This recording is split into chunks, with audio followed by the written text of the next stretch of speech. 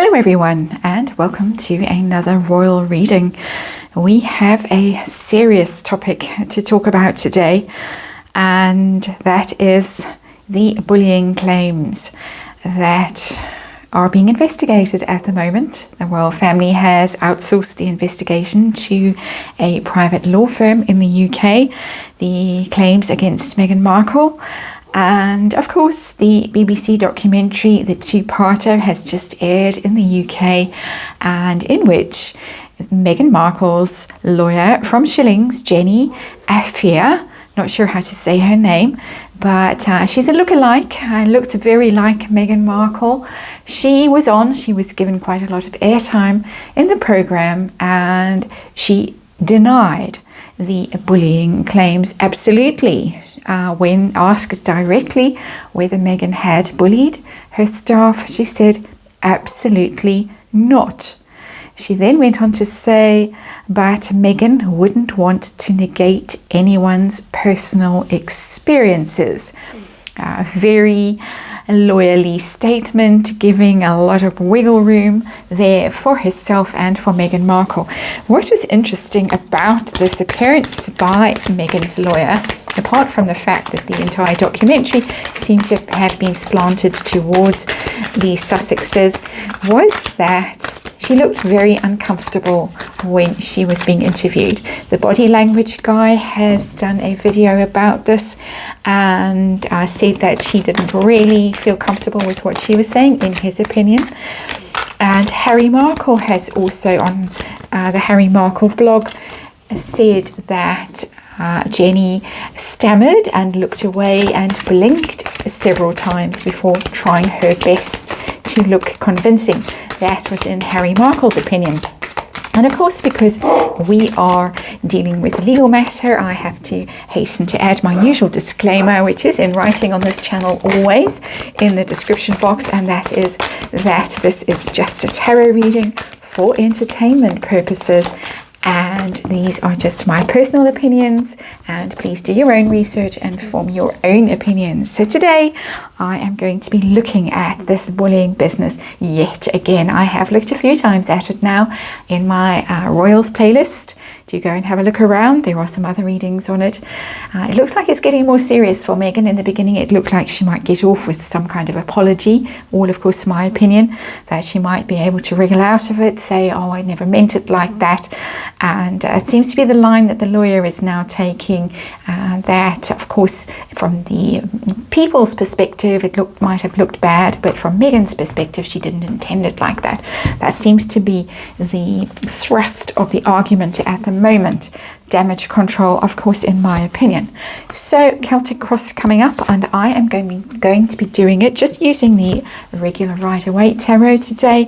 I'm going to be looking at the story from Jenny Afia, hope that's how you say her name, from her point of view, how she feels about what's going on, and what kind of pressure she might be under at the moment, and what the outcome is going to be, and of all of this.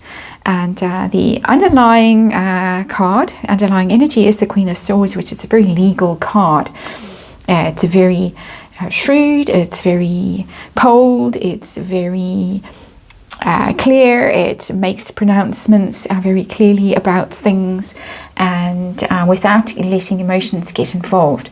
And so I think that is her energy. I have no idea what her astrological sign is. That's an air sign woman, but of course it is just that energy of being very clear, very shrewd, a very clear thinker, a very clear communicator, and really keeping personal feelings out of it. We'll look at her personal feelings in a moment and see what she really feels about all of this, but that is the underlying energy, and I think very appropriate for the legal proceedings that are going on.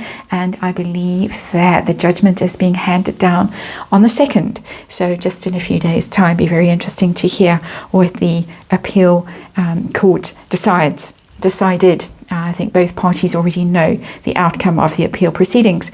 It's just us mere mortals who don't.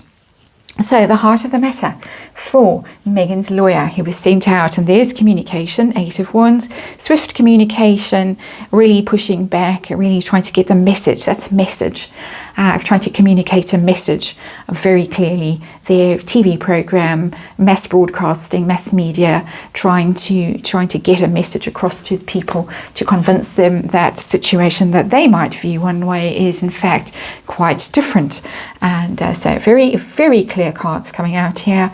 The challenge for Jenny Affair right now, and that's the Knight of Swords, and that she's in a vicious fight right now. She's in a vicious wrangle. Knight of Swords always has a very vicious energy for me, but reckless, but impetuous, leaves chaos in his wake, and so she is really out she's fighting. We're getting a lot of fighting energy here.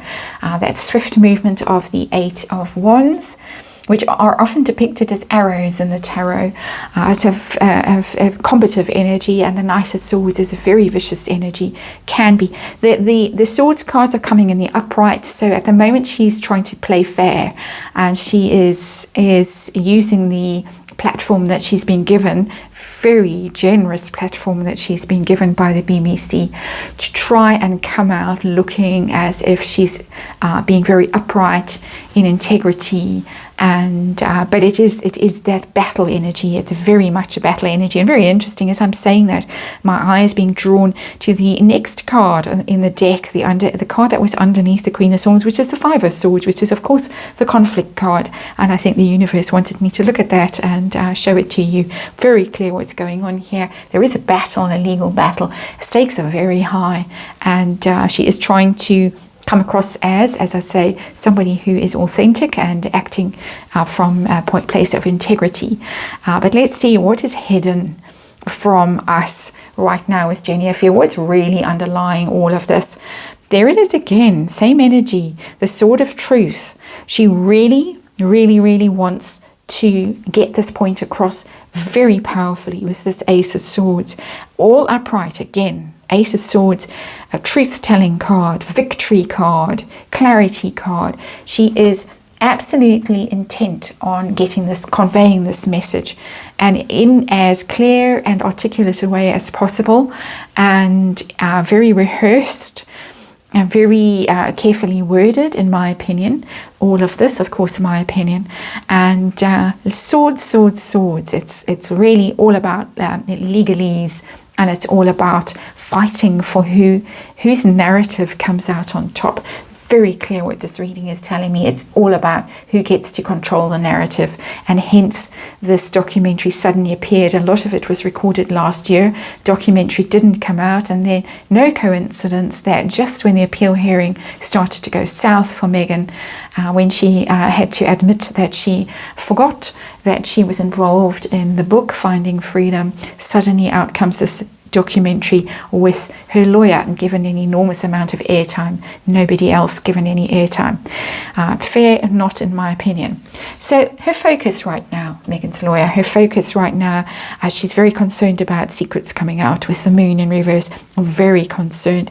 Moon, when it's upright, things are concealed, there is suspicion, there is doubt, there is a lack of trust. You can't see things clearly because everything is in shadow. But when the moon is in reverse, the shadows start to disperse, the sun starts to come out, and you begin to see clearly. She doesn't want people to know the truth.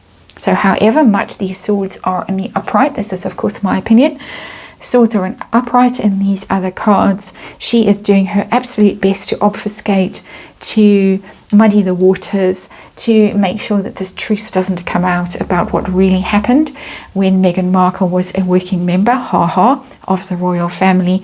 Of course, the investigation is a private investigation at this point, and it is ongoing, so we won't know the findings and the outcome. They are trying to preempt the findings by making these announcements.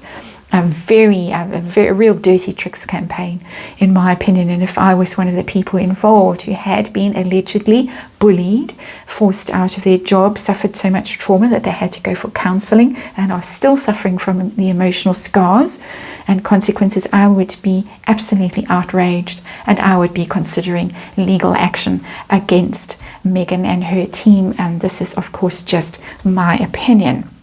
So What happened in the past that led up to this moment? Well, the news got out into the world, the news of the bullying allegations. Normally the world for me is a very positive card. It's a successful completion of a chapter.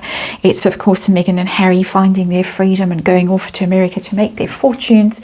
But it is also something becoming public, very public, being spread about. And for me, it is the news getting out about Duchess Difficult. It got out in the media. And the bullying allegations also were leaked by apparently people who were involved, who had been allegedly bullied. So all those stories coming out that however much money has been spent on PR and lawyers, it has been impossible to keep that stuff swept under the carpet. It has come out, and hence the fight that is on the lawyers' hands right now. And how's it going to be going in the near future? We have got the appeal hearing coming out. We're going to get the results of the bullying investigation, but this is near future, not final. What's going to be going on in the near future? And she's going to be working very hard at trying to persuade people that everything was really hunky-dory when the Sussexes were still part of the royal family, that everything was sweet, everything was lovely, everyone has very good memories of the whole thing, because the Six of Cups is about the past, is about innocence, is about happy memories, happy families, the good old days. So she's going to be trying to draw people's attention to that, and try and portray Harry and Meghan as very innocent, very sweet. Butter wouldn't melt in their mouths. Look at them, dear little children. That could be Frogmore Cottage, and how lovely everything was and how sweet everything is. That's the narrative. Very clearly, this reading is telling me that she's selling a narrative. And it is a fight to the death, I would say, with that Knight of Swords. But that is the narrative that she is going to be selling in the future. So it's not telling me about the court case. It's not telling me anything like that. It's telling me about messaging. And how does she really feel about Meghan and the bullying allegations? What does she really think about it herself personally? Does she believe that there was nothing going on? And that's an interesting card to come out, the Nine of Cups, because it's the smug and self-satisfied card. It's often described by readers as the narcissist card, the Nine of Cups. It's all about me, get what I want, surrounded by luxury, greedy, self-indulgent card. My feeling with this is that she doesn't personally like Meghan Markle at all. She's doing her job. She's doing her job very well with the Queen of Swords, the Knight of Swords, the Ace of Swords, and the Upright. She's working very hard. She's paid, of course, to do her job. That's what lawyers do. And put their personal feelings to one side very often when they take on cases, when they take on clients. And it's one of the stranger things about the legal profession. And I think it's called the cab rank rule. When you are a barrister or an advocate, you have to take the case. If the person comes to your door and needs representation, you have to take it on, to take the case. Basically, that's the rule. So I think that she thinks that Meghan got a bit too big for her boots here, possibly was indulging in substances. It's very often a card of substance abuse. And of course, all my opinion, just what the cards are saying for entertainment purposes, but it looks like she thinks that possibly things might have got a little bit out of hand with greed, with self-indulgence, with living in the lap of luxury, possibly, as I say, with some substances, and that things might have gone on as a result of that. Not intended, not deliberate, and that is what she very clearly said. That by her definition of bullying, it was not bullying, but that it might have been perceived as something that it wasn't intended to be. She's looking at it from that point of view herself. This is her own view on the matter, what she feels about it. What pressure is she under right now, and particularly from Meghan Markle? What pressure is she under? And she's very unhappy. And Meghan is very unhappy, and she is also very unhappy, looking at those 3 cups that are spilt and not focused on the cups behind that are not spilled, looking at the past. There is the past that I said was going to be brought up and really focused on. There's something about the past that is going to come up that is going to be used as the excuse to get Meghan out of this trouble.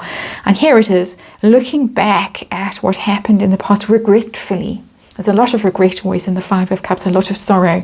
Meghan is very regretful about this, not I think because she cares, and this is my opinion, let me hasten to add, not because of what harm she inflicted on people, but because of how it now reflects on her.